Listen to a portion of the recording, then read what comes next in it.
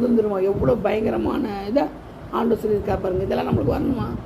அதனால் நம்ம துன்மார்க்க மேலே எரிச்சல் கொள்ளக்கூடாது, கோபம் கொள்ளக்கூடாது. அவன் துன்மார்க்கன் ஆண்டவரால் நியமிக்கப்பட்டவன். சொல்ல வேதத்தில் சொன்னது எல்லாமே உண்மை. தீர்க்க தரிசன புத்தகம். ஆண்டவர் பொய் உரையாதவர். அவர் மனுஷன் இல்லை, மனம் மாற மாட்டார், பொய் சொல்ல மாட்டார். ஏன்னா ஆதி அந்தமாக அவர் தான், அவரால் தான் எல்லாம் உண்டாயிருக்கிறதுனால அவர் நான் சொன்னது எல்லாமே உண்மை இல்லையா? அதனால தான் ரொம்ப ஜாக்கிரதையாக நம்ம துன்மார்க்கனை போல் நம்ம ஜீவிக்கக்கூடாது.